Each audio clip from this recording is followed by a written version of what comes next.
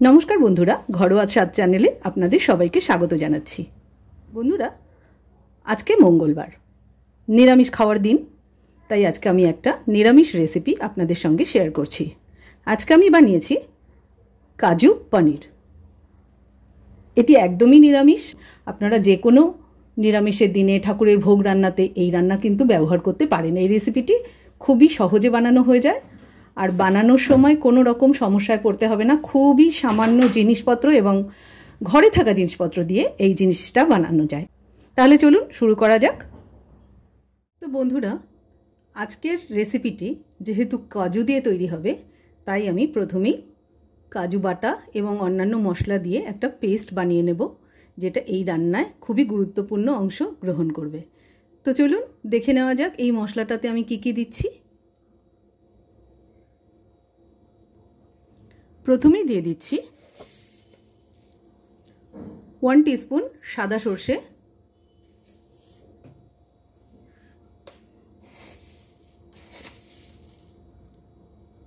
1 teaspoon কালো সর্ষে, 1 table spoon কাজু বাদাম। এই কাজু বাদামগুলো একটু ভাঙা, আপনারা গোটাও নিতে পারেন, ভাঙা নিলেও কোনো অসুবিধা নেই যেহেতু এগুলো পেস্ট হবে। আর দিয়ে দিচ্ছি কাঁচা লঙ্কা, 4টে কাঁচা লঙ্কা দিলাম। ঝালটা আপনারা নিজেদের মতো বুঝে দেবেন। এছাড়া আর যেটা দেব সেটা হচ্ছে লবণ। খুব সামান্য একটু লবণ দিতে হয়।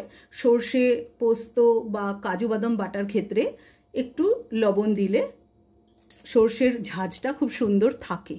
ঠিক আছে, এই হলো মশলার তৈরির উপকরণ। এবার আমি মশলাটা বানিয়ে নেব।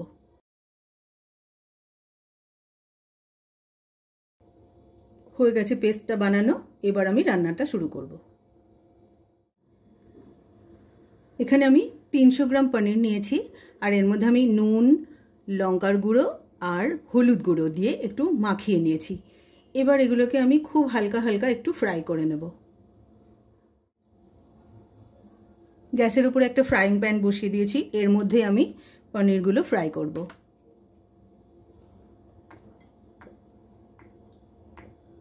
ওয়ান টেবিল স্পুন মতো তেল দিলাম, এটা কিন্তু সাদা তেল বা রাইস ব্র্যান অয়েল। আমি রাইস ব্র্যান অয়েলই ব্যবহার করি। আপনারা আপনাদের পছন্দ মতো তেল ব্যবহার করতেই পারেন, কোনো অসুবিধা নেই। গ্যাসের ফ্লেমটা একটু বাড়িয়ে দিলাম তাড়াতাড়ি যাতে তেলটা গরম হয়ে যায়। তেল গরম হয়ে গেছে, এবার পনিরগুলো এর মধ্যে দিয়ে দেব।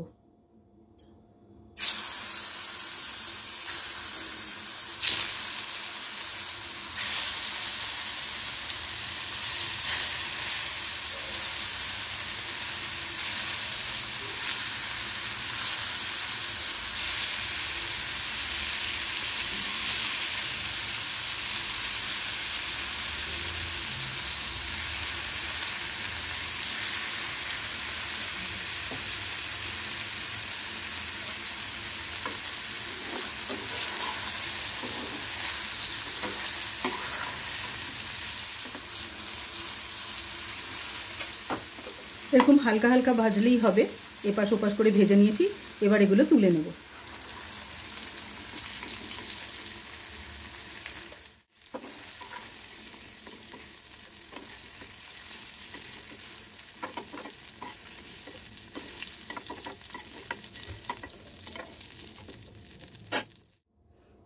এবার আমি রান্নাটা করব, গ্রেভিটা বানাবো।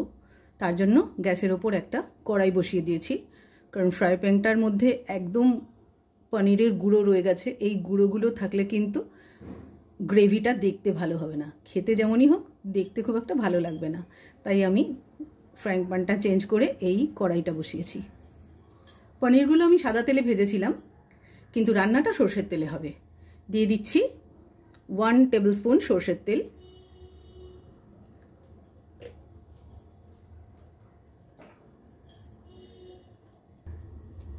তেলটা গরম হয়ে গেছে, এর মধ্যে দিয়ে দিচ্ছি 1/2 টিস্পুন কালো জিরে।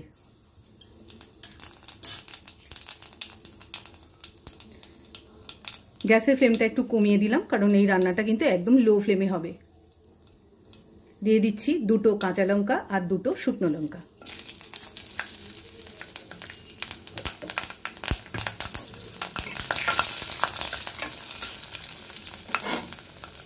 দিয়ে দিচ্ছি মশলার পেস্টটা।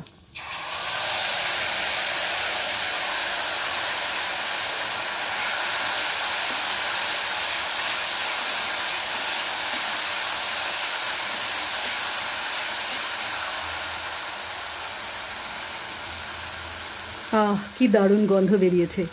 আপনাদেরকে যদি দেখাতে পারতাম তাহলে দারুণ হতো। যাই হোক, এই রকম একটা সুন্দর গন্ধ বেরোলে এরপরে আমি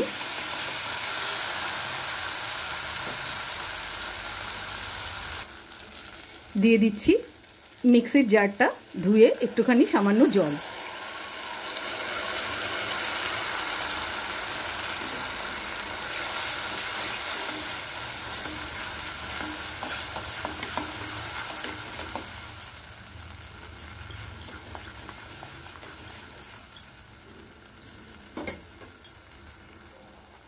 এবার এর মধ্যে খুব সামান্য একটু হলুদ দেব।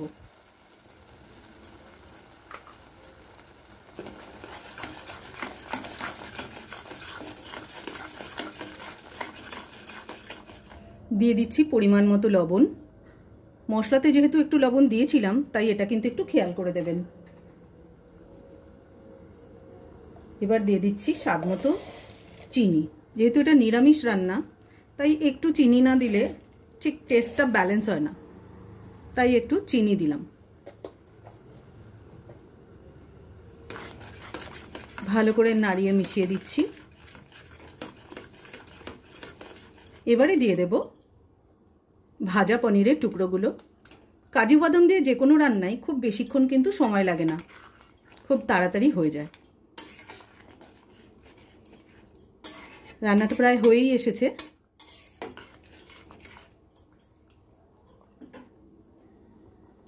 একটু সামান্য ফ্লেমটা বাড়িয়ে দিলাম যাতে এটা ফুটে ওঠে। মিডিয়াম রেখেছি, একদম হাই নয়। ফুটে উঠেছে। এবার আমি দিয়ে দিচ্ছি কসুরি মেথি। কসুরি মেথি দিলে এর মধ্যে দারুণ একটা স্মেল আসবে। একদম রেস্টুরেন্টে যেরকম হয় কাজুর যে কোনো আইটেম, ধরুন কাজু পনিরই, যখন রেস্টুরেন্টে খেতে যাবেন তার যেই স্বাদটা সেটা কিন্তু আপনি এইটার মধ্যে পাবেন। ভীষণ ভালো হয় খেতে। রুটি, পরোটা, ভাত, পোলাও কোনো কিছুতেই খারাপ লাগবে না। সব কিছুর সঙ্গেই এই রেসিপিটা দারুণ যায়। এবার আমি গ্যাসটা অফ করে দিলাম।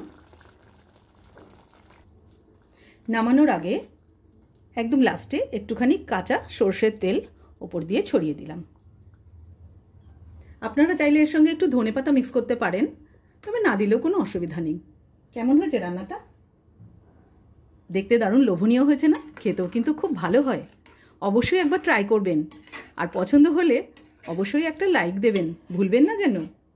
আর যদি আমার চ্যানেলের নতুন বন্ধু হয়ে থাকেন তাহলে অবশ্যই সাবস্ক্রাইব করে দেবেন চ্যানেলটা,